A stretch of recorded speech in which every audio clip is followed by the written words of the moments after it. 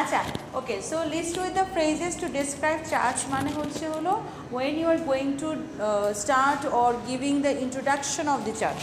চার্টে যখন ডেসক্রিপশন দেবো আমরা ফার্স্ট লাইন একদম ইন্ট্রোডাকশনে, তখন আমরা এই ফ্রেজগুলো ইউজ করলে ইজিলি আপনি মানে টু দ্য পয়েন্ট। এখানে আসলে বানা গ্রাফ চার্ট বলেন এগুলো ডেসক্রিপশনে সাধারণত কোনো ধরনের এক্সট্রা কথা লেখার কিছু নাই, যা আছে সেটাই শুধু ইলাস্ট্রেট করতে হয়। ঠিক আছে, ফাতেমা কি ঘুম পাইছে নাকি? আচ্ছা ওকে। So as you can see the pie chart is about মনে করো the percentage of something like that or about the change of ওই দিন আমি কোনটা করাছিলাম জানি একটা চার্ট দেখাইছিলাম না যে mobile phone user, right? So ওইটা আপনি করতে পারেন। The bar chart deals with মানে হচ্ছে এটার সাথে এটা ডিল করছে। ডিলস উইথ মানে হচ্ছে হলো basically it indicates, okay, it shows. The line graph clearly shows, আপনি চাইলে ক্লিয়ারলি লিখতেও পারেন নাও লিখতে পারেন, জন্য ব্র্যাকেটে লেখা। The slices of the pie chart compare the dash. The chart is slices of the pie chart দেখে না আমি লেখার সময় মনে হয়েছিল যে is it a food or something like that, but then I thought no this is not a food. Slice মানে কি আমরা স্লাইস করি না, আর পাইটা কিন্তু এরকম সার্কেল থাকে, পাই চার্টটা কিন্তু এরকম সার্কেল থাকে। হ্যাঁ, এটা মনে করো যে এইটুকু পার্ট হচ্ছে 2%, এইটুকু পার্ট হচ্ছে হয়তো ধরো 10%, মানে পুরোটা মিলে 100% করে আর কি। ঠিক আছে, সো এই প্রত্যেকটা হচ্ছে স্লাইস, যেটাকে আমরা পিৎজার ক্ষেত্রে বলি বা রুটির ক্ষেত্রে বলি স্লাইস করি না, বা কেকের ক্ষেত্রে ওটা। So the slices of the pie chart compare the মনে করো between or compare the this among the teenagers, among the users of teenagers with the users old people users of mobile phone, মানে যখন যেটা compare করে আর কি। ঠিক আছে, তারপর হচ্ছে the chart is divided into dash parts, হয়তোবা একটা চার্টকে হয়তোবা তারা ডিভাইড করে দেখানো হয়েছে। এটা আমি সবগুলো ফ্রেজই দিয়েছি, আপনারা যে চার্টটা পাবে সেই চার্টের উপর ডিপেন্ড করে এই ফ্রেজগুলো আমরা ইউজ করলে আমাদের জন্য ভালো। ক্লিয়ার? এগুলো হচ্ছে ফর্মাল রাইটিং। ফর্মাল রাইটিংয়ে হ্যাঁ আপনারা যেটা করেন যে দিস সেইস, ইট সেইস, হ্যাঁ that says, it this chart shows বা দিস চার্ট সেইস, আমরা অনেক সময় অনেকেই লেখে this chart talks about, this chart writes about, এই ওয়ার্ডগুলো খুবই ইনফর্মাল। ঠিক আছে, we need to know the formal words as well. আচ্ছা, ইট হাইলাইটস, ঠিক আছে। তারপর dash has the largest number of, dash has the second largest number of, dash is as big as dash, dash is twice as big as, dash is bigger than, তার মানে কি এই chart হয়তো একটা চার্টের সাথে আরেকটা চার্টের একটা কম্পেয়ার থাকতে পারে, হতে পারে যে এটার মতো ওইটাই বড়, বা এটা তার থেকেও ডাবল, বা এটা তার থেকে বিগার। এই ওয়ার্ডগুলো মোটামুটি আমরা পারি, হ্যাঁ, কিন্তু বেশি কঠিন লাগে হয়তো বা হাইলাইটসগুলো ওয়ার্ডটা, তারপর কম্পেয়ার এই ওয়ার্ডগুলো। আর এদিকে হচ্ছে এই যে এইখানে আমি একটু দেখাতে চাচ্ছিলাম দ্য নাম্বার ইনক্রিজেস হতে পারে, গোজ আপ হতে পারে, গ্রোজ বাই হতে পারে। আমি যে অল্টারনেট ইউজ করেছি না, এটাকে কি বলে? Oblique, okay. So or increases, or মানে ইনক্রিজেস যদি না পারেন গোজ আপ ইউজ করেন, যদি না করেন গ্রোজ বাই ইউজ করেন। আবার দ্য নাম্বার দিয়ে ডিক্রিজেস, ডিক্রিজেস মানে কমা, ঠিক আছে। সো গোজ ডাউন, নিচে যাচ্ছে, হ্রাস পাচ্ছে যেটাকে আমরা বলি। আরেকটা ওয়ার্ড আমি লিখি না, সেটা হচ্ছে রিডিউসেস। দেখো লেখার কোনো জায়গায় নেই, রিডিউসেস, ঠিক আছে। Reduces, goes down, sinks by, shrinks by, shrinks মানে হচ্ছে একদম সংকুচিত হচ্ছে, ঠিক আছে। তারপর উপরের দিকে যদি বলি আই ওয়াজ রিয়েলি সারপ্রাইজ ও শকড বাই দ্য, আচ্ছা এই ফ্রেজটা না চেষ্টা করবেন কম লিখতে, কারণ আই পার্সোনাল টোন হয়ে যায়, পার্সোনাল টোনটা কম ইউজ করবো। But so we can say, এটা লেখা যায়, হ্যাঁ, হয়তো বা ইন্ট্রোডাকশনের লাস্টে বা একদম কনক্লুশনে আমরা এই ফ্রেজগুলো ইউজ করতে পারি। তারপর more than dash percent, only 1/3, less than half, less than half মানে কি বলুন তো? 50%-এর হাফ, হ্যাঁ, 1/2-এর থেকে ওর কম। এরকম একটা জায়গায় দেখবেন যে হয়তো বা চার্টের মধ্যে এমন কিছু ইন্ডিকেট করছে যেটা হাফ, মানে মোর দেন হাফ হতে পারে বা লেস দেন হাফ হতে পারে। সো তখন আমরা এই ফ্রেজগুলো ইউজ করব। সো আমি এটা চাইলে আরেকটা লিখি, মোর দেন হাফ, এটাও কিন্তু হয়, ঠিক আছে। ক্লিয়ার? এই ওয়ার্ডগুলো আমরা, এই ফ্রেজগুলো কী করবো আমরা? লার্ন বাই করবো। Do you know the meaning of learn by? বলছো? তুমি কোনটা বলছো? ওকে, আরেকটা যেটা কথা বলতে হবে, ইউজ অফ টেন্সেস।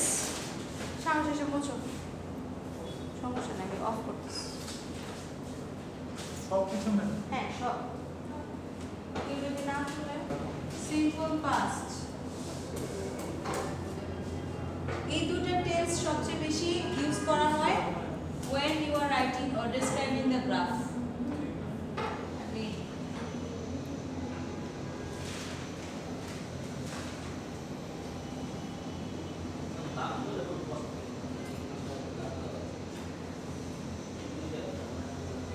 আচ্ছা, সিম্পল প্রেজেন্টের আর সিম্পল পাস্টের রুলস কি? ফরম্যাট স্ট্রাকচার না, হ্যাঁ structure. Subject plus verb present form plus extension, এটা হচ্ছে সিম্পল প্রেজেন্ট। কি বললি কিছুই বুঝলাম। Subject plus verb present form অথবা V1 যদি শর্টে লিখতে চান, আচ্ছা তারপরে লিখলাম সমাজের প্লাস এক্সটেনশন বা অবজেক্ট এটাই হবে। এক্সটেনশন বাকি অংশ অবজেক্ট।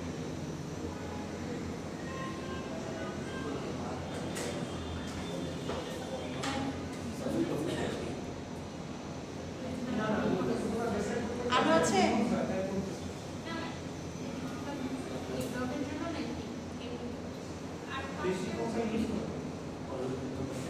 এটা হচ্ছে simple present. Simple past, simple পাস্টের ইউ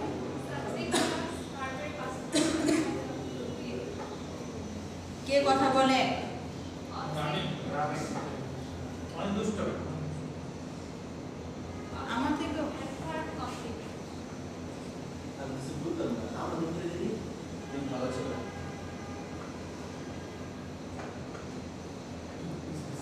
আচ্ছা, I have a question. এই এক্সটেনশনের মধ্যে সবাই এক্সটেনশনের মধ্যে অ্যাডভার্ব আসে। So my question is to you that how many parts are there in a sentence? 8 or 7 মানে yes, but 8 at least. কয়টা? Sentence কে ভাগ করলে কয়টা ভাগ পাওয়া আর যায়? স্পিচ না ম্যাম, না সেন্টেন্স। সেন্টেন্স না না সাবজেক্ট এন্ড প্রেডিকেট।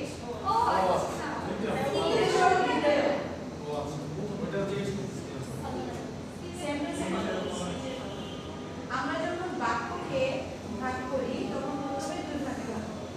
প্রথমে সেটা হচ্ছে সাবজেক্ট আর প্রেডিকেট, ঠিক আছে? সাবজেক্ট ধরে নাও একটা নাম আর বাকি সবই ভাগ থেকে শুরু করে একদম লাস্ট পর্যন্ত যা আছে সব কিছু প্রেডিকেট। তারপরে আমরা কি করি, এই সেন্টেন্সটাকে যখন আমরা স্পিচ হিসেবে আলাদাভাবে আমরা ক্লাস অনুযায়ী ভাগ করতে যাই তখন আমরা নাম প্রোনাউন অ্যাডজেক্টিভ অ্যাড করতে যাই। কারণ সাবজেক্ট অনেক সময় নাউনও হয়, প্রোনাউনও হয়, বুঝছো? হ্যাঁ, নাউন আর প্রোনাউনও হয়। So you have to categorically এইখানে একটা ক্যাটাগরি আর এটা সেন্টেন্স। আচ্ছা, এখন বলেন যে সাবজেক্ট ভার্ব বুঝলাম, কিন্তু এই অবজেক্ট কমপ্লিমেন্টে কি? What is object or what is complement? Object example দিয়ে বলতে পারি। যদি আমি বলি যে আই ইট, আমি খাই, সেখানে অবজেক্ট নাই। যদি বলি আই ইট রাইস, কি খাচ্ছি, রাইসটা হচ্ছে অবজেক্ট। ওকে, আর কমপ্লিমেন্ট? কমপ্লিমেন্ট হচ্ছে যদি আমি ওই সাবজেক্টটা সম্পর্কে এক্সট্রা কোনো ইনফরমেশন দিই। I eat rice with curry. Curry is That's also complement. With কারিটা Each to verb. Verb-এর কথা না না ম্যাম, Object লাস্টে কি হচ্ছে যে উইথ কারি বললো না, ওইটাকে বলতেছে কমপ্লিমেন্ট। আচ্ছা, ওকে। তারপর এক্সটেনশনের মধ্যে তো বাকি যে কোনো ফ্রেজ থাকতে পারে, noun phrase, adjective phrase, adverb থাকতে পারে, প্রিপোজিশনাল ফ্রেজ থাকতে পারে। আচ্ছা, I eat rice with curry. Fantastic. Slowly slowly, yeah. এখন আমি সহজ কথায় বলি, দ্রুত। 1 2 3। সো অবজেক্ট সবসময় সাধারণত অবজেক্টকে ফাইন্ড আউট করতে হলে আমি আমার ভার্বকে জিজ্ঞাসা করব দুইটা কোশ্চেন দিয়ে। একটা হচ্ছে হোয়াট আর একটা হচ্ছে হুম। হোয়াট আর একটা হুম, কি বা কাকে দিয়ে। কি এখন একটা সেন্টেন্সে একটা ভার্বকে যদি আমি কি বা কাকে দিয়ে কোয়েশ্চেন করে অ্যান্সার পাই তাহলে বুঝবো ওখানে অবজেক্ট আছে। আর যদি কোয়েশ্চেন করে আমি কোনো অ্যান্সার না পাই তো দেন হতে পারে হয় কমপ্লিমেন্ট থাকতে পারে না হলে নর্মাল এক্সটেনশন থাকতে পারে, ঠিক আছে? বা মোস্ট অফ দ্য টাইম কমপ্লিমেন্টই থাকে। এবং যে ভার্বের পরে আপনি অবজেক্ট পাচ্ছেন সেই ভার্বটাকে ট্রানজিটিভ ভার্ব বলে, আর যে ভার্বে যখন অবজেক্ট পাবেন না তখন সেটাকে ইনট্রানজিটিভ ভার্ব বলে। আচ্ছা, অবজেক্টের আবার একটা সমস্যা হচ্ছে নর্মালি একটা অবজেক্ট পাইলে okay fine this is an object, but এমন অনেক সেন্টেন্স আছে যেখানে আপনি দুটো অবজেক্ট পাবেন, সেখানে হোয়াট দিয়ে কোয়েশ্চেন করে যে অ্যান্সারটা পাবে সেটা হচ্ছে হলো ডিরেক্ট অবজেক্ট, আর যে হুম দিয়ে কোয়েশ্চেন করে যে অ্যান্সারটা পাবেন সেটা হচ্ছে indirect object. So let me show you an example.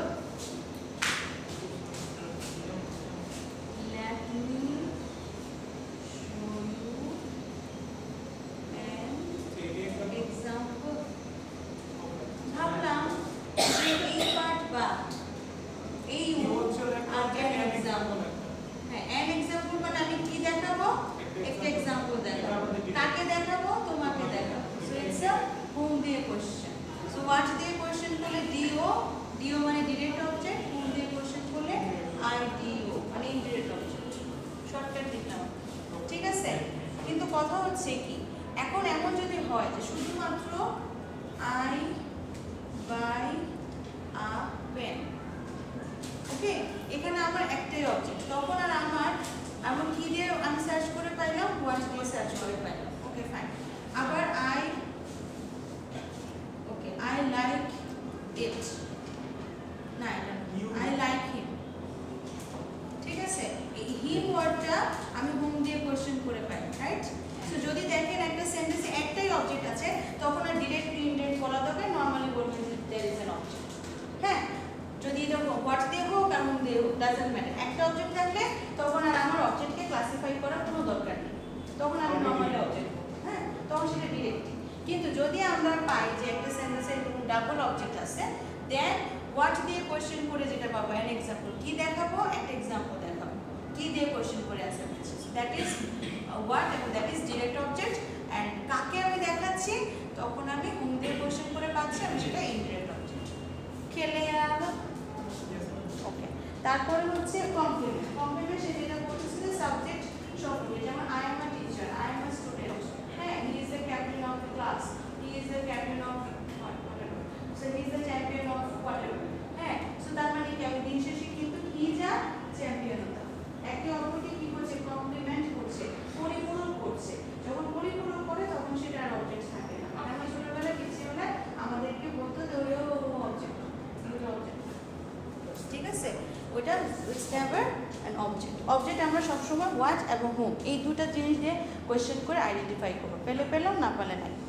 Clear?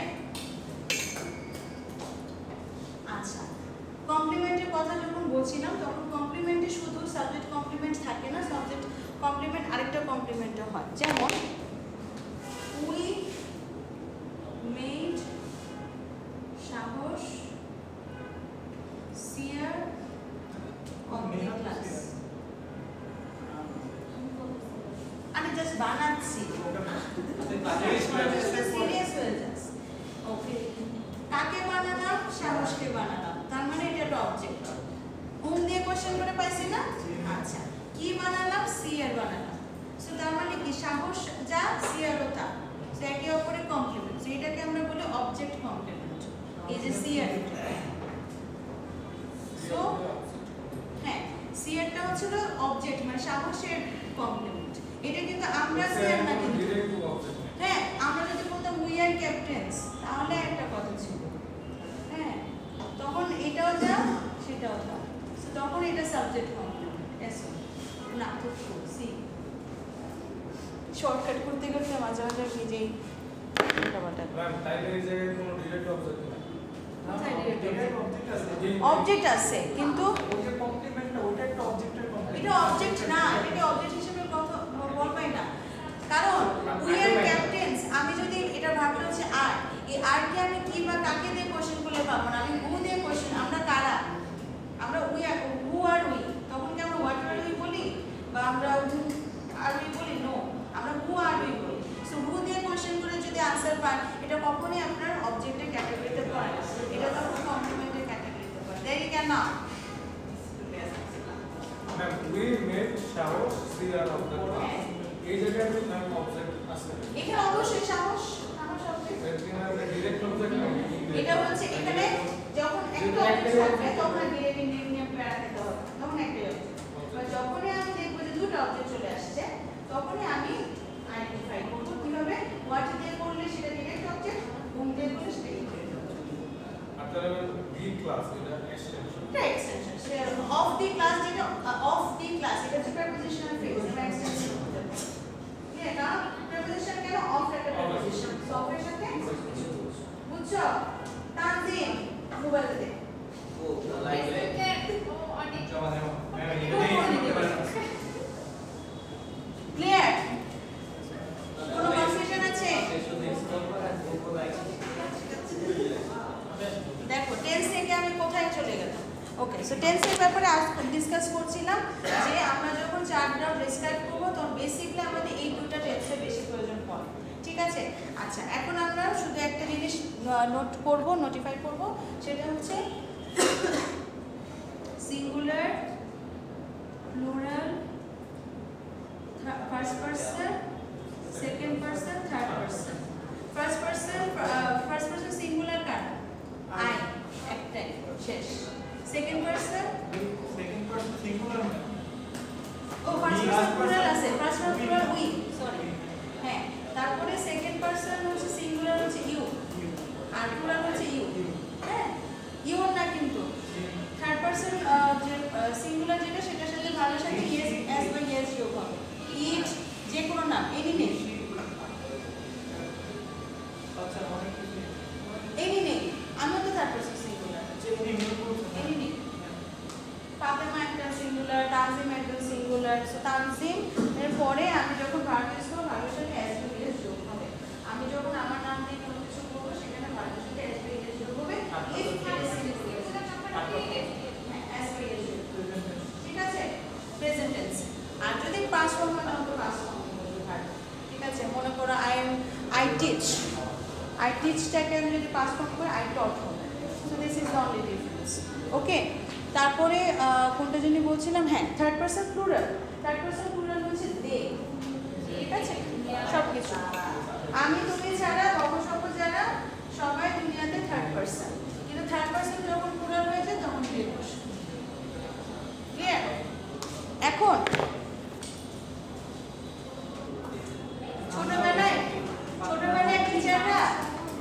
ছোটবেলায় স্কুলে টিচাররা বলতো যে strong verb, week verb, regular verb, irregular verb মুখস্থ করতে। কয়জনে মুখস্থ করছিলেন? স্ট্রং ভার্ব, উইক ভার্ব মুখস্থ করছিলেন কিনা? হ্যাঁ? ও ওয়েল গন, এ তো পারছে আশা। হ্যাঁ, তারপর হচ্ছে পাস্ট, কাট, টিচ, ডট। হ্যাঁ, তারপরে হচ্ছে অ্যাডমায়ার, স্যাটিসফাইড, প্লিজ। আর এটা নিয়ে কত কিছু আছে।